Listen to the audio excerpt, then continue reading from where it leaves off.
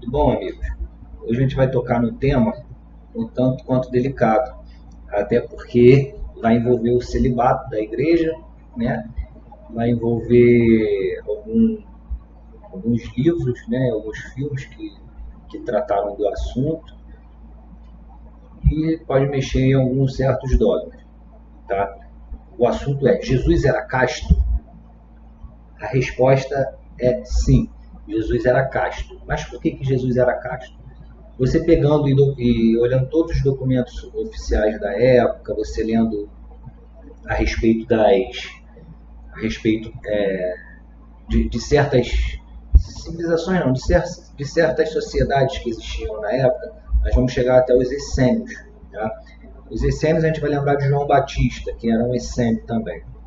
Os essênios eram pessoas bastante espiritualizadas, que tinham um conhecimento de magia, um conhecimento xamânico bem aprimorado. Era uma sociedade que ela era bem estruturada.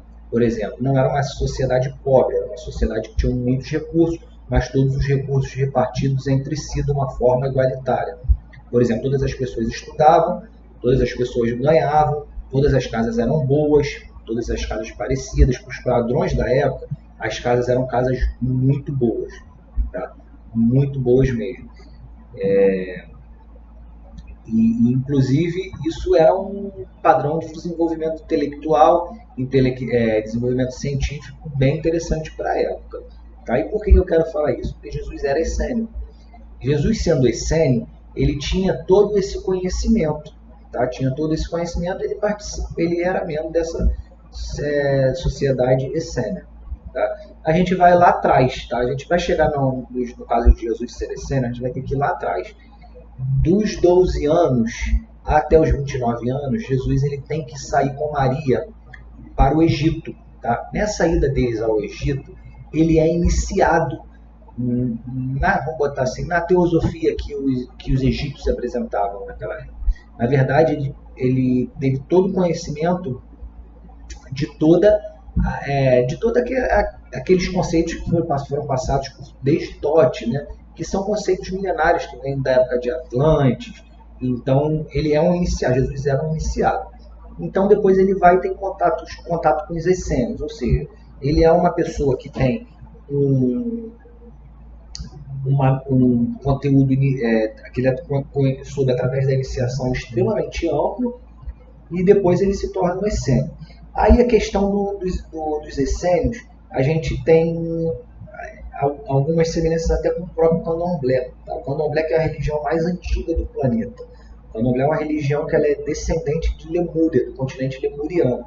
Ou seja, o candomblé ele apresenta aspectos rituais que nenhuma outra religião apresenta em sua antiguidade. Por exemplo, adoração às forças da natureza, como outras religiões ocidentais ou abraâmicas não apresentam. Agora, uma das tradições das religiões das religiões que vieram de Lemúria e que também foi incorporado à cultura essênia era o hábito de raspar a cabeça, de passar navalha na cabeça.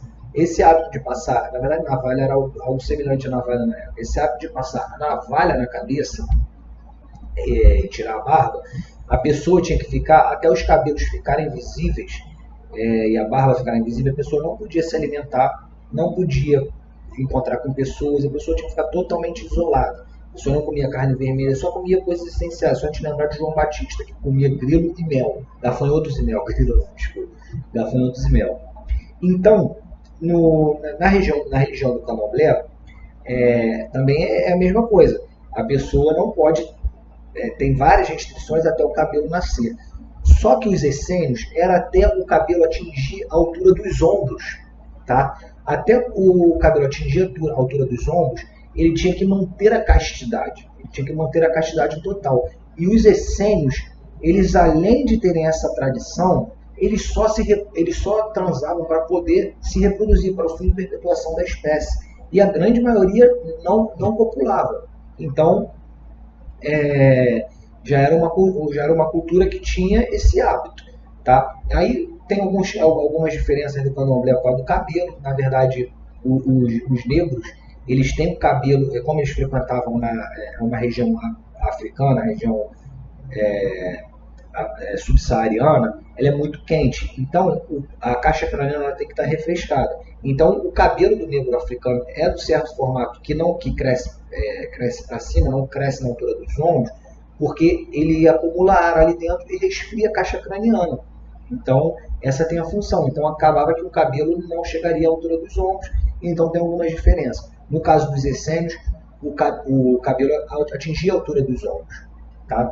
E aí a gente tem um outro ponto que prova a castidade de Jesus, que é quando está lá, Yeshua Nazaré Rex Judum, que é Jesus de Nazaré, rei dos judeus.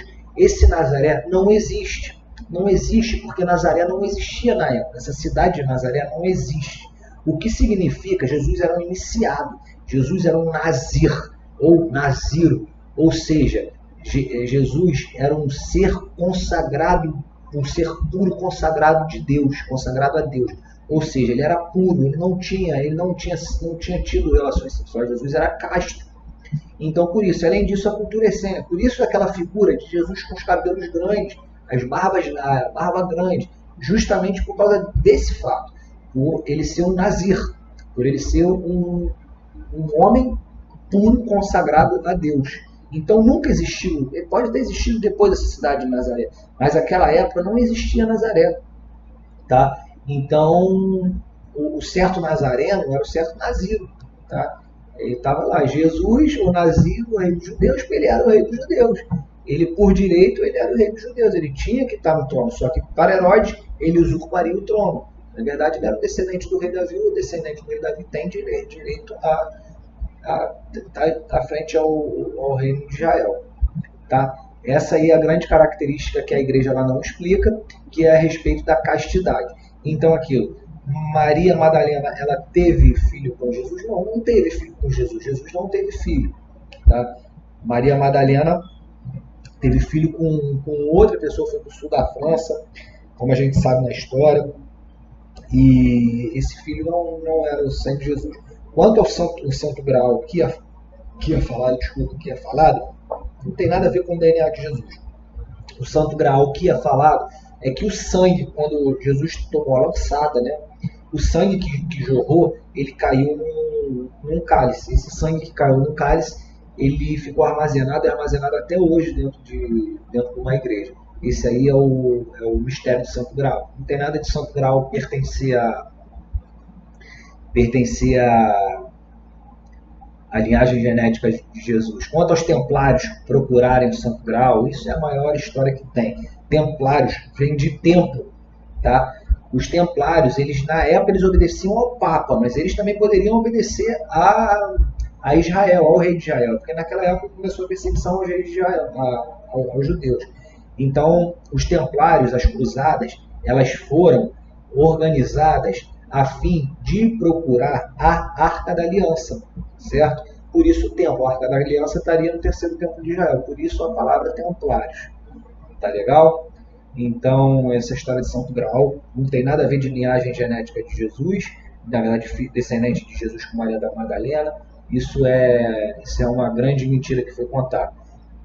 Nós temos aí muitos evangelhos apócrifos que contam a verdadeira história de Cristo, como o Cristo verdadeiro era representado, não esse anticristo que é mostrado para a gente pelas igrejas. Esse Cristo faz troca de milagres pela sua fé. Isso não existe, isso aí foi montado por certas igrejas para se enriquecerem, para manter as pessoas pobres, para usurparem o dinheiro das pessoas e da fé das pessoas. Isso é um absurdo. E enquanto vocês acreditarem no anticristo, vocês não estarão libertos e não estarão abertos à verdade. Tá? A conheceis a verdade vos libertará, se aplica à teosofia, só que não a religião acima da verdade. Tá? Eu volto a falar, aquela balança da teologia e da teosofia está aqui. A teosofia lá em cima. A teologia ela vai representar mais a fé. A teosofia também representa a fé. Então a gente tem que ter fé, não ver para quê, porque Deus a gente não consegue ver. Mas a gente tem que saber a verdade para a gente não acreditar no oposto e ficar vindo vida após vida para tentar neutralizar algo que a gente não consegue neutralizar. Tá legal? Um forte abraço, vocês fiquem com Deus, independente da religião de todos. Vamos sempre buscar a verdade e nunca acreditar em nada do que a gente fala. Desconfie do que eu falei para vocês, procurem para vocês também tentarem aprimorar, depois descobrirem coisas novas, botem aqui embaixo para eu estudar também. A gente tem que estar sempre estudando, nós fomos feitos para se estudar, nós somos pensadores em crescimento. Nada pode coibir o nosso crescimento de pensamento. Nós temos sempre que estar com o pensamento preso a alguma coisa. A gente tem que estar sempre estudando alguma coisa, porque mente vazia é o palco do diabo.